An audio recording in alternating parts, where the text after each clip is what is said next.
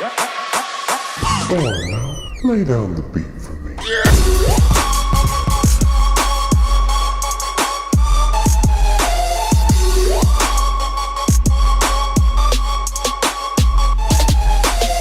Uncle Samsonite's one of the more balanced killers in Pillar Chase.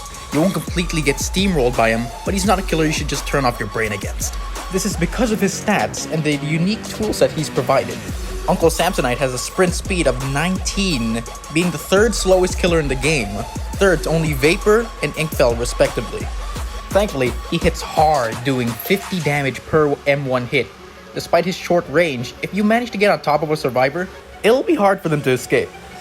But that's the hard part, isn't it? Uncle Samsonite isn't exactly a stealth killer, towering in height and making loud footsteps everywhere he goes. It'll be hard to even approach survivors with a small bit of area awareness. To help with this, we go to his abilities. Uncle Samsonite has 3 active abilities and a passive.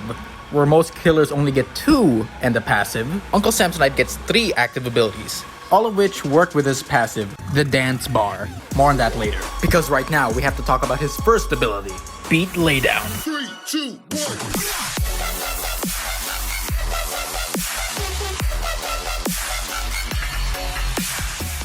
Beat Laydown is a mobility tool.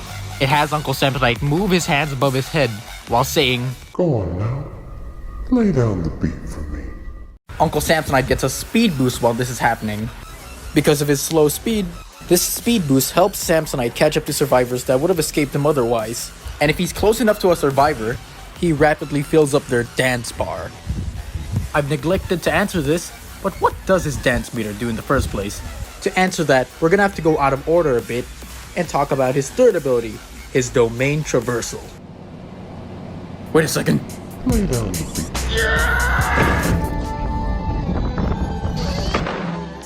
Domain traversal is a very unique ability. Using it will make him do a small animation before sending him into his domain. His domain is a square-like space. Uncle Samsonite can go through these doors to teleport to a random spot on the map. You can use this ability to suddenly appear out of nowhere and ambush people. But because the teleportation spot is random, there's no way to control where you go, making it harder to use effectively.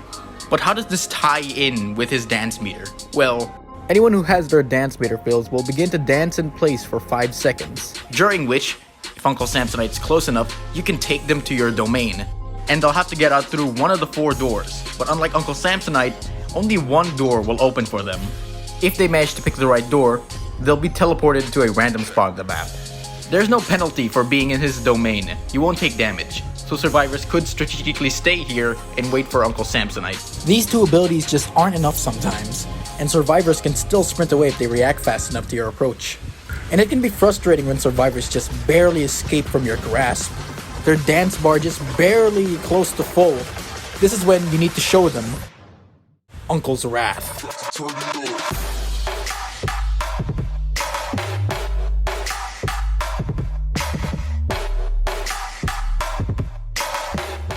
Uncle's Wrath is a surprisingly effective tool. It has Uncle Samsonite stop for a bit and do this animation, stomping the ground, sending a massive shockwave across the floor. Anyone hit by this will have their dance meter increase by 80%, nearly filling the entire dance bar.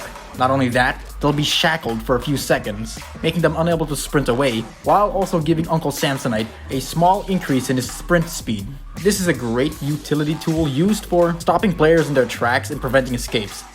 If paired with Beat Laydown, you can stun multiple people at once, though it's less effective on elevated grounds, as it is a stomp attack, so avoid using it on staircases. His kit makes him a great ambush-style killer, easily securing kills if you pop out of nowhere. Besides his abilities, he has many different tricks up his own sleeve, like hitting somebody actually increases their dance meter by a bit, so combining that with a stomp afterwards immediately puts them to a dance for a guaranteed kill. Or hitting someone just before you send them to the domain allows you to get a 2-for-1 special. You hit them, you send them to the domain, making them easier to kill. But despite all these cool tricks and unique tools, I still think Uncle Samsonite is an average killer, because besides his unique toolkit, this great old one still has a lot of flaws. His movement speed is abysmal. Even while sprinting, with Beat Laydown, you are barely the same speed as a survivor. making chases extremely difficult. Not only that, beat laydown has an extremely small range, and Uncle's wraps can feel wonky at times. And the random nature of his teleports make it impossible to use effectively unless you're going for a gamble. But despite these flaws, what do I think is the best way of playing Samsonite? Well, I already told you earlier, be an ambusher, be unpredictable. You need to cut people off and not waste a single ability. Don't waste your time on chases you know you can't win. Strategize and rethink your approach. This is why people think he's very map dependent. Because of his low speed, it's just impossible for him to chase down survivors on certain maps, like Black Sun. So if any bad Samsonite map shows up, do reconsider just picking a different monster. With everything explained, and every single tip I've given you, sometimes you're still not going to win.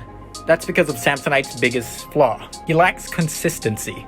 Samsonite's tools are only effective if they do work. Sometimes they just don't. Sometimes you'll be out of range with beat laydown, or maybe the stomp won't hit as far as you think. And sometimes you'll find yourself teleporting repeatedly, hoping you get that final survivor. But sometimes you just don't. Uncle Samsonite is an early game monster. When there are more survivors around, there are more people who make mistakes, and there are more times you can get lucky. The farther the match goes, your chances of getting lucky run slim. And against a good team of survivors, it's just impossible to win. So until Uncle Samsonite gets a rework, I'm going to be putting him at B+ tier. I'm hoping that if he gets a rework, he'll be more consistent, and you'll be allowed to strategize more with your approach. More specifically, I want his teleport to be fixed. But for now, the most important thing to do when playing Samsonite is to have fun. Yes, sometimes you'll get lucky, sometimes you'll win, sometimes you'll lose, but that's just a part of the game. You're not just here to win, but to have some fun.